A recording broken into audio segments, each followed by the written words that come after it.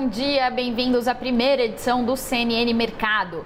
Depois da forte queda de ontem, o Ibovespa tenta engatar uma recuperação e começa o dia em alta de 0,5%, o Ibovespa Futuro, indicando uma abertura positiva para a Bolsa por aqui. Já o dólar opera em queda de 0,33%, em R$ 5,29. O índice acompanha a alta dos futuros em Nova York. Ontem saíram os dados de serviços nos Estados Unidos, reforçando que a economia americana está aquecida. Os dados do ISM de ontem se juntam aos dados de emprego do payroll, que saíram na sexta-feira e também mostraram o mercado de trabalho aquecido. Com os serviços e o mercado de trabalho aquecidos, a expectativa é de que a inflação e os juros fiquem altos por mais tempo nos Estados Unidos. E se os juros ficam altos lá, eles sobem a régua para os juros do mundo todo. Significa menos crescimento para as economias e menor atratividade para as bolsas, já que a renda fixa fica mais atrativa, por isso as bolsas todas fecharam em queda lá fora ontem. Por aqui, as discussões da PEC da transição não ajudam. O senador Marcelo Castro,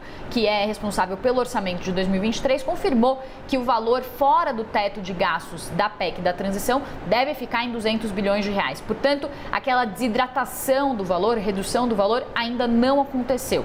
Com a negociação de cargos em ministérios, as resistências a esse valor de 200 bilhões de reais pode diminuir. Essa foi a percepção ao longo das negociações de ontem, e a nomeação do relator Alexandre Silveira, que é cotado para o Ministério da Infraestrutura, reforça essa tese. Mas os economistas ainda assim mantêm aquele cenário base de expectativa de que a PEC termine sua tramitação ali por volta dos 130 bilhões de reais. E sem uma indicação da nova regra fiscal, a incerteza também acaba aumentando. Isso também contribui sobre os índices, a pesar sobre os índices. Isso também explica a queda forte do Ibovespa ontem, que fechou em queda de mais de 2%. E a gente conversou mais cedo com a chefe de economia da Rico, a Raquel de Sá, e ela falou que a reação do mercado vai depender de fato do valor da PEC. Ela disse que o mercado vai ficar oscilando conforme essas discussões acontecerem. Vamos ouvir.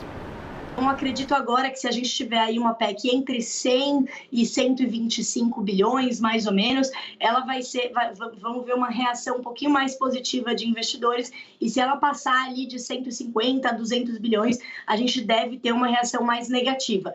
Isso porque o espaço para se aumentar o Auxílio Brasil, né, para R$ 600, para se manter esse valor, ele não precisa ser tão grande, né, mesmo se a gente incluir ali o adicional de R$ 150 para crianças, além de uma recomposição de valores de certos programas já em andamento, mas que foram subestimados no orçamento que está ali no Congresso, né? Então a gente está falando aí de um valor entre 80 e 100 bi que já cobriria com folga, né, essa necessidade orçamentária.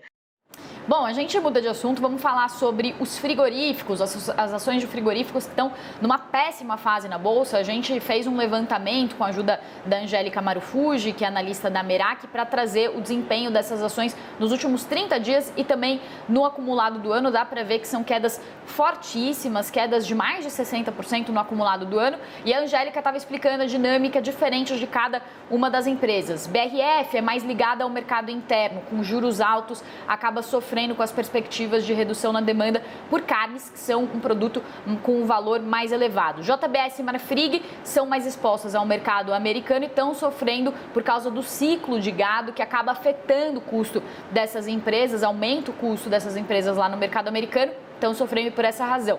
E a Minerva, que é a única que acumula uma alta no ano, mas que cai mais de 15% nos últimos 30 dias, tem uma explicação relacionada à China. A empresa é mais exposta à China. As exportações de carnes para a China em novembro caíram por alguns fatores ali pontuais. A China também quer barganhar o preço, quer jogar o preço para baixo, isso acabou afetando as exportações, mas com a reabertura da China pode haver um impulso positivo aí para as ações também da Minerva. E aí, para finalizar, só para passar rapidamente pelas bolsas lá fora, os mercados estão mistos lá fora, bolsas na Europa, os futuros americanos estão ali com uma leve alta, tentando recuperar um pouco das perdas de ontem. O que está afetando o mercado é uma reversão das expectativas sobre juros, porque tanto o dado de serviços quanto o dado de emprego mostrou que a economia americana está aquecida e talvez seja mais difícil desacelerar os juros por lá. E a questão da reabertura da China também já impulsionou bastante as bolsas, mas agora os analistas estão dizendo que esse ponto, essa visão otimista sobre China, já está nos preços, já está precificada.